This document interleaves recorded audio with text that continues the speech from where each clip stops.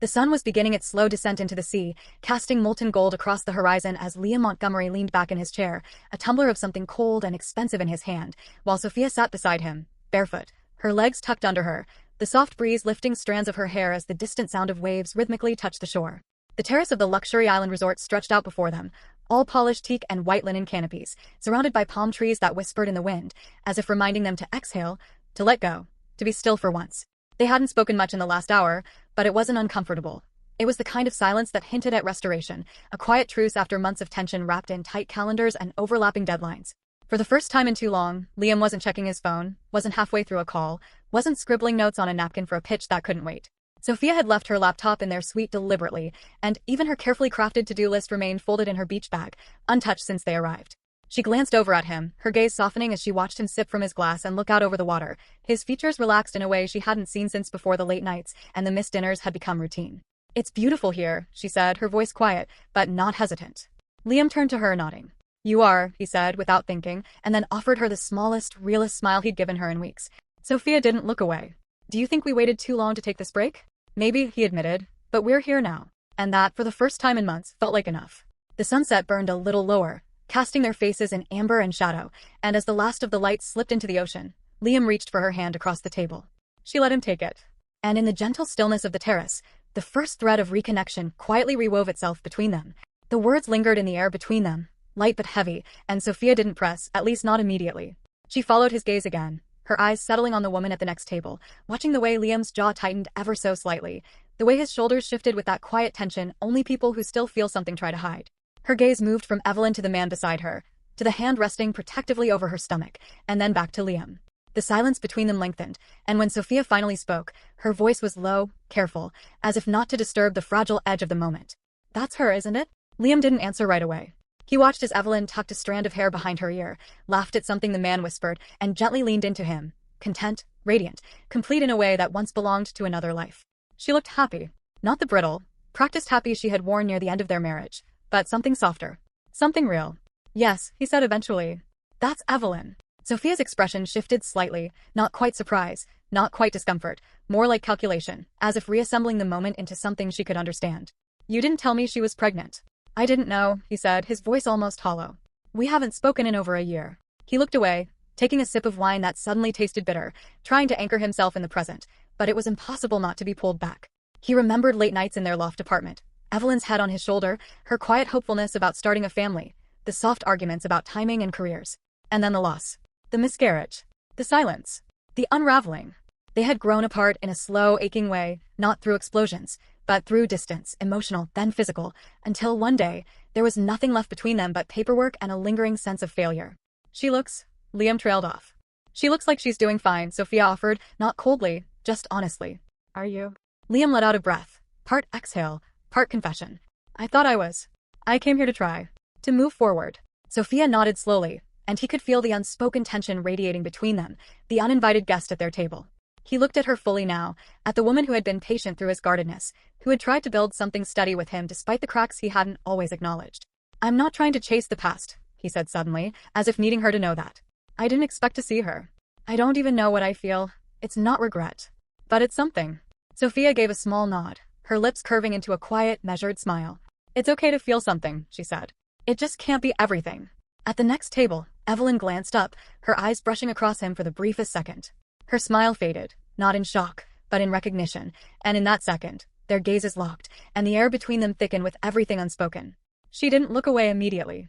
Neither did he. And then, gently, she dipped her head, a soft, almost imperceptible nod, a farewell, or perhaps a silent blessing.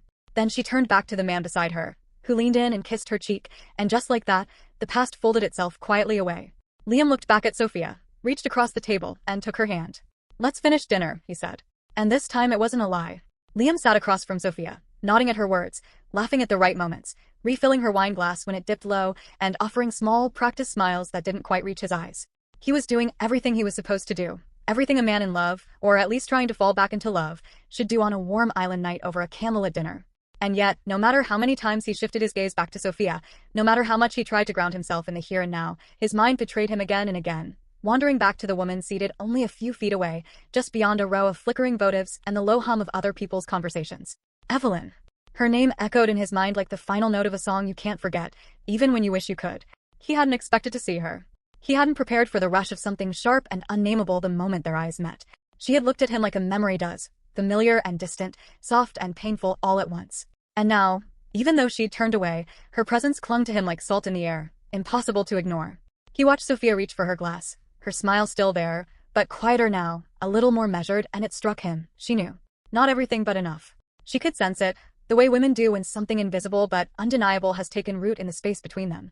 And Liam hated that. Hated that he couldn't pretend better, hated that a moment's glance at Evelyn could shake loose so much of what he thought he had put behind him. His mind replayed the details he wasn't supposed to notice. The way Evelyn's hand rested instinctively on her belly. The subtle curve of her body that hadn't been there before. The way the man beside her looked at her, not possessive, not casual, but present. That kind of gaze spoke volumes. Liam had once known how to look at her like that. Had she moved on completely? Was the baby his? No. That question made no sense. The timeline didn't fit, and neither did the logic. But the thought pressed into him anyway, not because it was rational, but because seeing her like that, with another life growing inside her, with another man sitting where he used to be, stirred something deeper than jealousy. It stirred mourning. Not for Evelyn, but for the version of himself that had loved her, failed her, and watched it all crumble without fully understanding why. Liam. Sophia's voice cut through the noise in his head, gentle but edged with something she wasn't saying.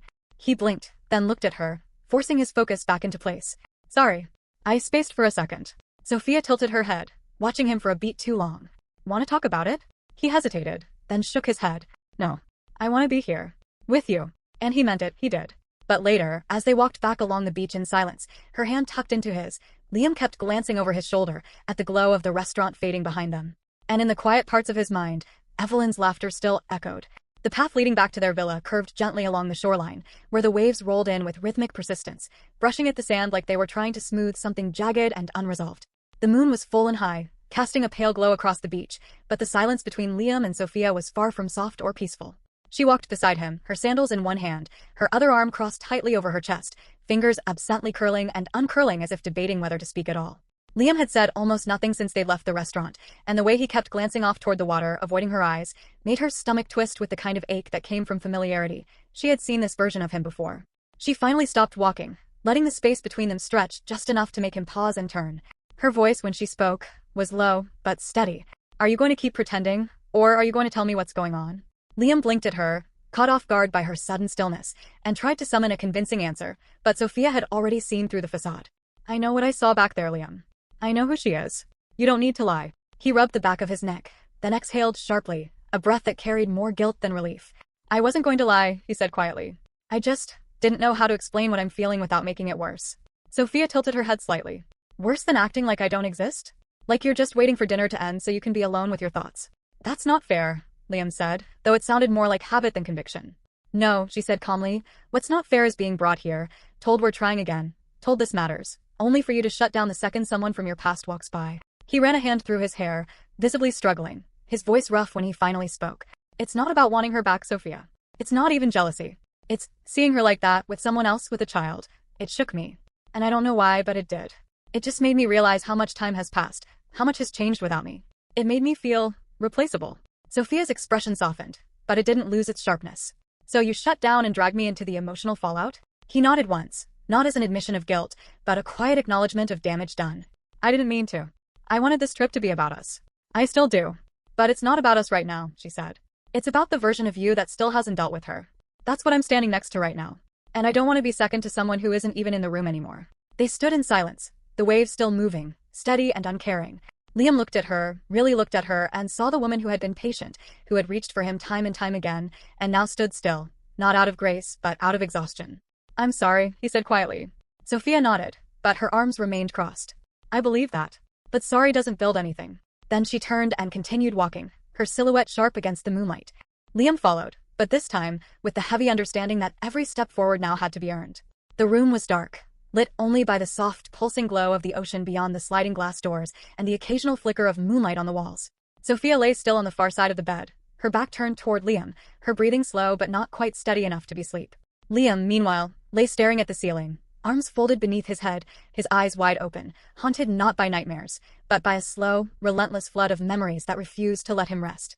The room felt too quiet, as if the air itself were waiting for him to admit something he hadn't yet said aloud, even to himself. He replayed the dinner over and over. The curve of Evelyn's smile, the sound of her laugh, the way she looked at the man beside her with trust, affection, and something else that made Liam's chest ache unexpectedly. It wasn't envy in the traditional sense. He didn't want to take her back, didn't want to disrupt what she'd built.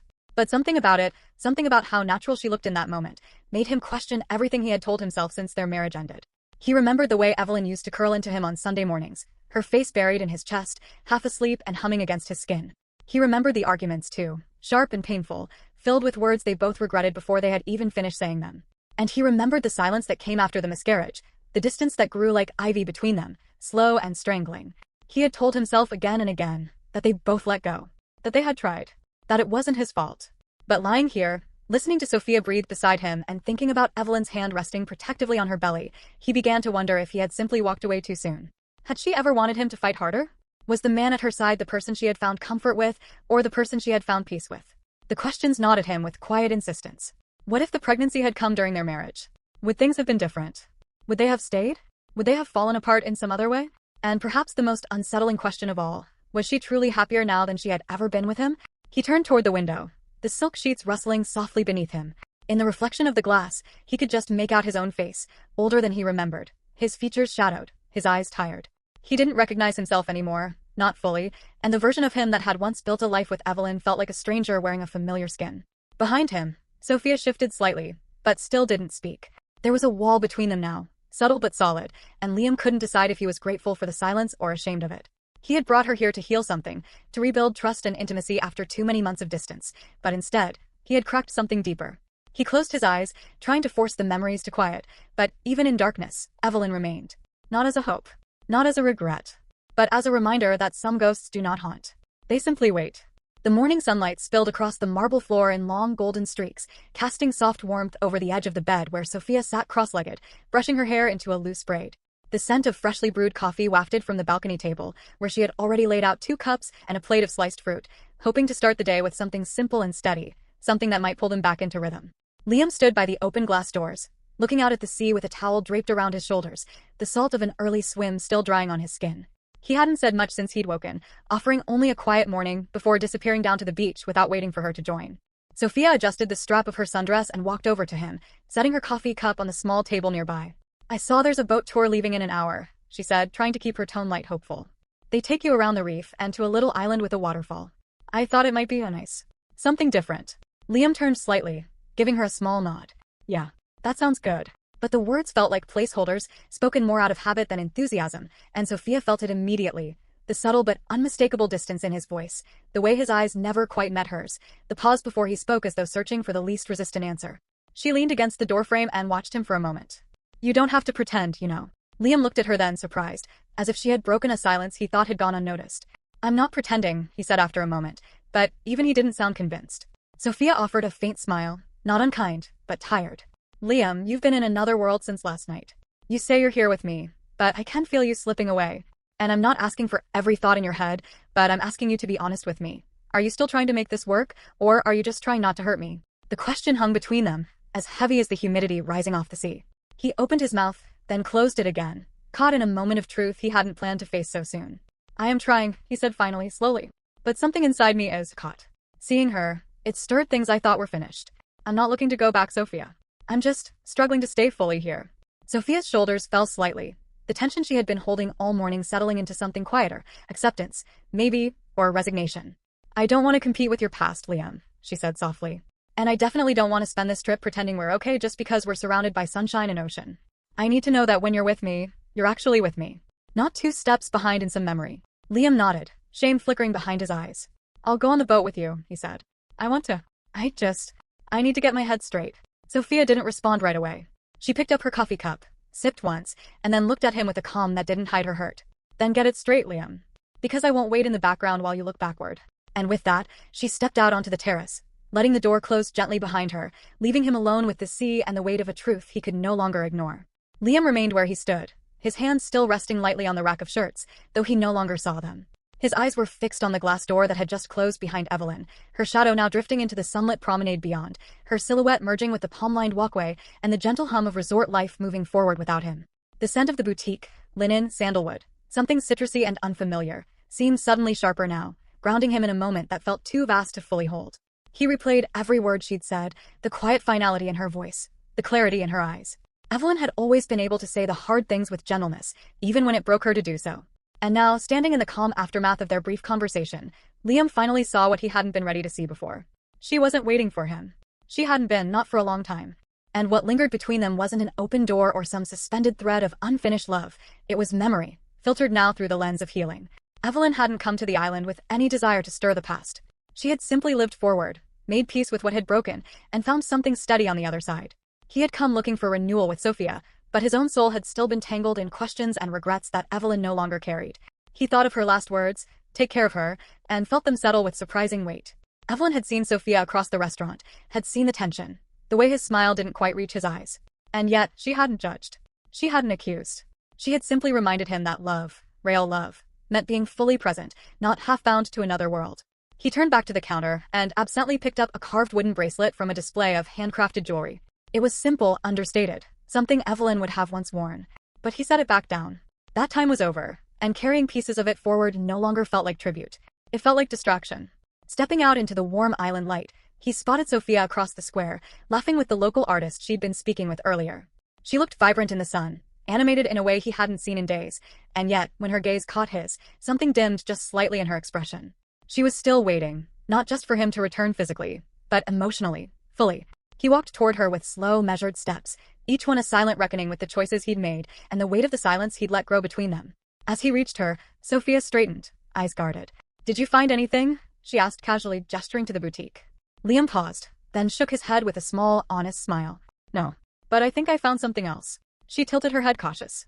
"And what's that?" He looked at her, really looked, at the woman who had been brave enough to come here with him, to hope in spite of the distance, to hold space even when he hadn't known how to fill it. "I'm ready to be here," he said. "With you. Not just in the room. Not just in the plan. In all of it." Sophia studied him for a long moment. Then slowly she nodded, her fingers brushing against his arm, not as surrender, but as a sign she was still open to trying. And for the first time in days, Liam felt the noise begin to quiet, replaced not by certainty, but by intention. And that, at last, was enough. The villa was quiet when they returned, the kind of quiet that settles not in peace, but in the space where words are waiting to ignite. Sophia walked ahead, her shoulders stiff, jaw tight, the sun of the island now a distant memory against the storm gathering in her chest. Liam followed her through the glass doors, sensing the tension building, but unsure whether to confront it or delay the inevitable. She dropped her tote on the edge of the couch, kicked off her sandals and turned sharply, her eyes locking onto him with the kind of precision that didn't miss a single detail. "I saw you," she said plainly, her voice cool but laced with restrained fury. Liam didn't need to ask what she meant. "I didn't plan it," he said quietly. "I just ran into her at the boutique. We talked for a few minutes." Sophia crossed her arms. "And somehow a few minutes turned you into a ghost for the rest of the afternoon." He exhaled, already tired of the way the truth bent under pressure. "It wasn't like that." "It wasn't." Her voice rose, but only slightly, sharpened more by disappointment than volume. "Because from where I stood, it looked like you couldn't take your eyes off her. And then you just shut down again like I wasn't even standing next to you." Liam rubbed the back of his neck, searching for the right words, but Sophia wasn't waiting for excuses. She stepped forward, eyes burning now. "You promised me this trip was about us. You promised you were ready. And yet, every time she's near, it's like I disappear.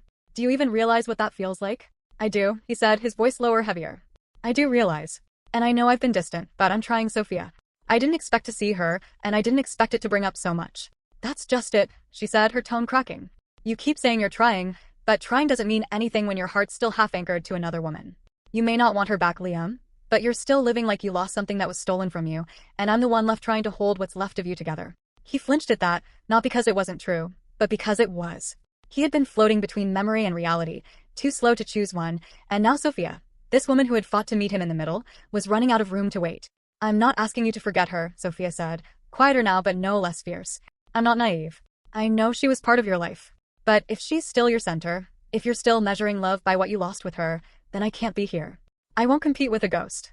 Liam looked at her, and the words lodged in his throat. He wanted to tell her that he was here, that he wanted her, that Evelyn was not the future he was chasing. But even as he tried to speak, he felt the weight of his silence, the accumulation of moments where he had hesitated, where he had let Sophia wonder and wait instead of being honest with himself. Sophia's arms dropped to her sides, and the fight drained from her posture. "Say something," she whispered. "Anything that tells me I haven't made a mistake being here with you." "I don't want to lose you," he said finally. But it wasn't enough. She looked at him for a long time, then nodded slowly, her mouth pressed into a thin line. "Then maybe you should figure out who you are before you try to keep anyone else." And with that, she walked into the bedroom, leaving the door open behind her, but only slightly, just enough for Liam to feel how close it was to being shut. The beach was quiet that evening, the sky painted in hues of deep rose and fading amber, the waves brushing against the shore with a rhythm that felt almost deliberate, as if the island itself knew something unspoken was about to be said. Liam walked barefoot across the sand, hands in his pockets, heart heavy with everything that had gone unsaid for far too long. He spotted Evelyn near the edge of the water, her dress fluttering slightly in the breeze, her bare feet half buried in the sand, and her gaze fixed on the horizon like she was trying to read something written just beyond reach. She turned when she heard him approach, her face calm but unreadable, and for a moment, neither of them spoke. The silence between them wasn't awkward. It was full, charged, the kind of silence only shared by people who had once known each other in every way and had learned how to live with the aftermath. "I wasn't sure you'd come," Evelyn said softly, turning back to the sea. "I wasn't sure either," Liam admitted, stepping closer. "But I think we need to talk. Really talk." She nodded, arms crossed gently over her stomach, not in defense, but as instinct, a hand resting lightly on the curve of her belly as if to remind herself what was real and what mattered now. "Go on then," she said, still not looking at him. Liam took a breath, the wind catching the edge of his shirt, and stared out at the horizon with her. "When we lost the baby, I didn't know how to talk to you. I didn't know how to sit in the grief with you. So I buried myself in work.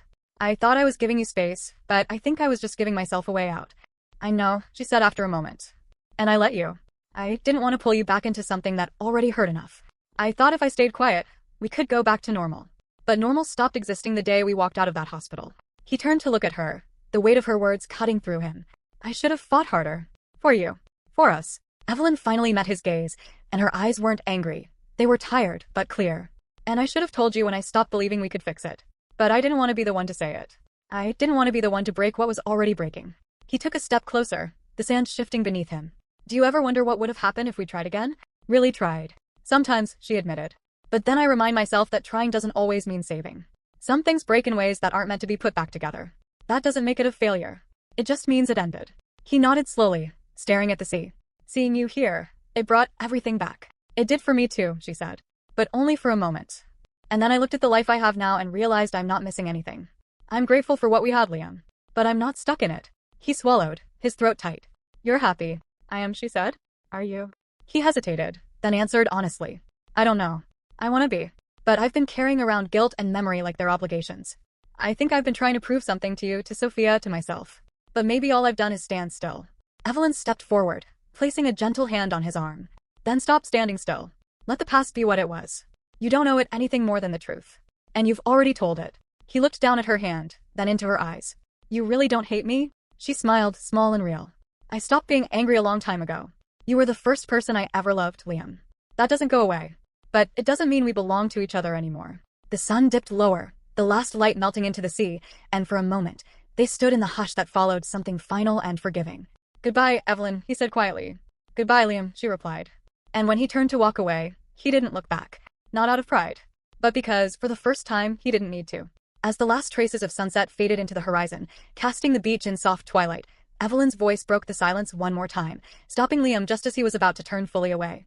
"There's something I should tell you," she said, her tone calm but deliberate, like the kind of truth that had waited patiently for the right moment. Liam turned back to face her, brows drawn slightly in confusion. "The baby," she said, placing both hands gently over her stomach. "He's mine. Entirely mine." He stared at her, the words not quite registering. "I decided to do it on my own," she continued, her voice steady but not defensive. "It wasn't sudden. I spent a long time thinking about it. After everything, after us, I realized I still wanted to be a mother. That part of me never left, even when the relationship ended." She paused, giving him space to respond, but he remained quiet, absorbing it all. "I went through the process carefully," she added. "Counseling, testing a donor. And Marco, he's not the father. He's just my friend. He supported me through it. Came with me to appointments, helped when I was scared. He's kind. But that's all." Liam opened his mouth, then closed it again, blinking against the sudden clarity crashing over him like a wave. "I thought," he began, then stopped. "You looked so together. I just assumed you'd moved on." "With him?" Evelyn gave a small, tired smile. "I have moved on. But not with Marco. And not into another relationship. I moved on with myself. I made peace with what I lost and what I still wanted. I stopped waiting for someone to give me permission to start again." Liam stepped forward, his voice softer now. "Why didn't you tell me sooner?" "Because it wasn't your burden," she said gently. "This decision was mine. It had nothing to do with revenge or replacement. I just wanted to live the life I used to imagine, even if it didn't come the way I expected." There was something in her tone, not sharp, not cold, just resolute, that reminded him how much she had grown. How far she had come from the woman who once tried to hold a failing marriage together with whispered apologies and too many silences. He nodded slowly, his throat tight. "I'm proud of you." Evelyn's smile widened slightly softer now. "Thank you." They stood for another moment, watching the tide roll in and out, neither needing to say more. The past had been spoken. The truth had been laid bare. And between them now was not regret or longing, but mutual understanding. The quiet acknowledgement that some endings are not failures, but beginnings in disguise. Then she turned and walked back toward the path, her hands still resting protectively over her unborn son, and Liam remained at the edge of the sea, the wind at his back and a weight finally lifted from his chest. As Liam walked along the darkened beach alone, the sand cool beneath his feet and the sound of the waves rhythmic and unchanging, the truth that had eluded him for so long began to settle with quiet certainty. For days, he had felt like he was being pulled backward, tangled in memories, haunted by the sight of Evelyn smiling beside someone else, then shaken by the knowledge that the life she was building no longer had anything to do with him. But now, with the conversation behind them and the clarity of her words still echoing in his mind, something finally shifted inside him. It hadn't been about love, not really. It hadn't been about wanting to undo the past or reclaim what was gone. His heart had never ached because he wanted her back. It had ached because he had never truly let her go. Not because of what they had, but because of how it ended. The silence, the unresolved pain, the shared grief they had carried in separate directions had left a wound that never quite closed. And somewhere in that wound, guilt had made a home. He hadn't fought hard enough. He hadn't stayed present. He had walked away from something broken and then spent years wondering if it could have been mended. But Evelyn had healed without him. She had built a life that didn't revolve around what they used to be. And tonight, when she looked him in the eyes and spoke with peace rather than pain, he had finally seen the truth that his memory of her had kept hidden. What he had clung to wasn't Evelyn herself, but the shadow of their ending. The regret. The unanswered questions. The what-ifs. It had all been about incompleteness, not love. He stopped at the edge of the water, letting the tide soak into his cuffs, and stared out at the dark line of the horizon. He realized he had been chasing closure disguised as longing, mourning the idea of a perfect ending more than the relationship itself. Evelyn had never truly left him emotionally, because he had never let her. But now she had. And she was free. And now so was he. He felt a strange lightness in his chest, a stillness he hadn't known he needed. Not joy, not sadness, just clarity. The past had been real, but it was over. It didn't define him anymore. It was time to stop grieving what was never meant to be restored. And it was time to start showing up for what might still be waiting. The villa was quiet in the morning, the soft clatter of birds outside the window the only sound breaking the stillness. Liam came in from the balcony with 2 cups of coffee, but Sophia was already sitting on the edge of the bed, fully dressed, her suitcase half-zipped on the floor beside her.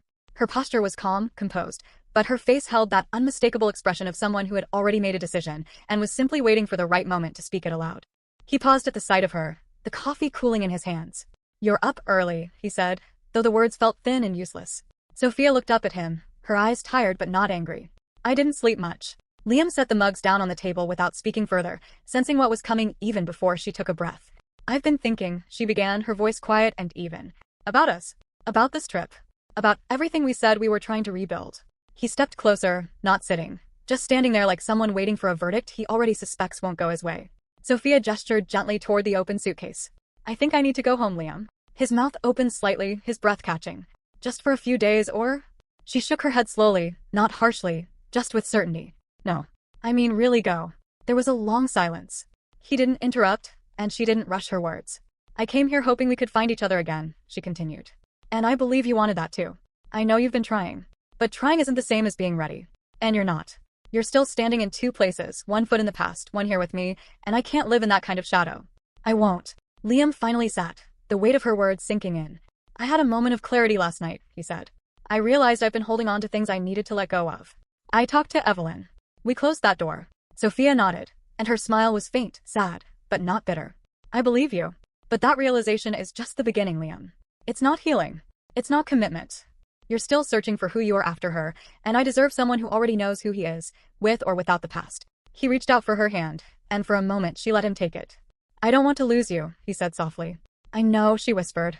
"But you already have." She stood, zipped the suitcase, and leaned down to kiss his forehead gently, an act of affection, not reconciliation. "Take care of yourself. And when you're really ready to build something with someone, don't wait too long to show up." With that, she walked toward the door, her steps quiet, her presence calm. And when the door closed behind her, Liam didn't try to stop her. Because for once, he understood that love wasn't about holding on at any cost. It was about knowing when to let go. The paper was smooth beneath his hand, the ink flowing steadily as Liam sat at the small desk in the villa's corner, the sun just beginning to rise behind the palm trees outside the window. The island was quiet in those early hours, and for once, so was his mind. The suitcase stood packed beside the door, and his flight home waited just hours away. But before he left, there was one thing he needed to leave behind, not a message of hope or regret or longing, but of truth. He began slowly, deliberately, letting the words find their own shape. Evelyn. I don't know if you'll read this right away or tuck it somewhere and find it months from now, but I'm writing it anyway. There are things I never said that I don't want to carry with me anymore, not out of guilt, but because they're yours to have, not mine to keep. I want to say I'm sorry, not just for how things ended between us, but for all the little ways I failed before the end came. I'm sorry for going quiet when I should have spoken, for leaving you to carry the weight of grief alone, and for thinking that distance could somehow protect us from breaking. We both know it didn't. But I'm also writing to thank you. Thank you for the years we shared, even the hard ones. Thank you for the love you gave so fully, for the dreams we built, and for the lessons I didn't understand until I watched you find peace without me. You showed me what strength looks like. Not the loud kind, but the steady kind that comes when a person chooses themselves after being broken. Seeing you on this island wasn't fate, or some sign we were meant to circle back. It was a reminder that we're both capable of healing, even if we had to do it apart. You've built something beautiful, and you deserve every bit of it. You looked happy, Evelyn. Truly. And I'm grateful I got to see that with my own eyes. I'm leaving now with no intentions, no expectations, and no desire to rewrite what's already been written. I just wanted you to know that I see you, I respect you, and I will always wish the best for you and your child.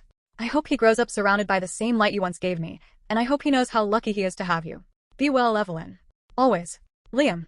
He folded the letter carefully, placing it inside an envelope addressed in quiet handwriting. Later, before leaving for the airport, he walked the familiar path toward the boutique where they had last spoken and asked the manager to deliver it to Evelyn's villa. No urgency, no explanation, just something to be passed along when the time felt right. And then he turned toward the road, his heart a little lighter, the island behind him, and the rest of his life waiting ahead. The city welcomed Liam back with its usual rhythm. Cars weaving through intersections, hurried footsteps echoing through crowded sidewalks, the low hum of conversations blending into the soundscape he had once considered background noise. But everything felt different now. The apartment he returned to was quiet, untouched since he left, yet it no longer felt like a place of avoidance. It felt like a blank page. For the first time in years, Liam didn't feel the need to fill it with noise or distraction. He unpacked slowly, deliberately, placing everything back in its place not out of habit but with intention. The next morning, instead of diving into his usual work routine, he visited a local community center he had passed 100 times before without ever stepping inside. The receptionist, surprised but kind, handed him a volunteer form. By the end of the week, he was spending his mornings helping run workshops for teens, guiding them through job interviews, college prep, even just teaching them how to sit with their thoughts without letting the world pull them apart. It wasn't flashy, it wasn't polished, but it felt real.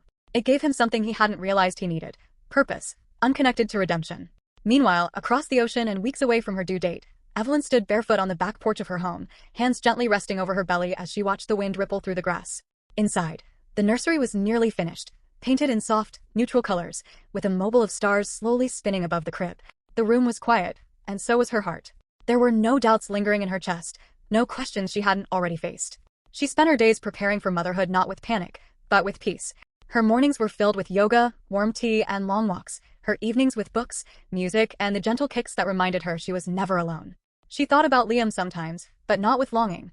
His letter sat in the drawer beside her bed, reread once, and then folded away, not because it hurt, but because it had done its job. It had closed a chapter with grace. In their own separate worlds, Liam and Evelyn had both stepped into something new. He was no longer running from the past, and she was no longer defined by it. They were no longer tethered by regret, only shaped by what they had shared. And in that freedom, both found what they had been searching for all along. Not the return of something lost, but the quiet courage to begin again.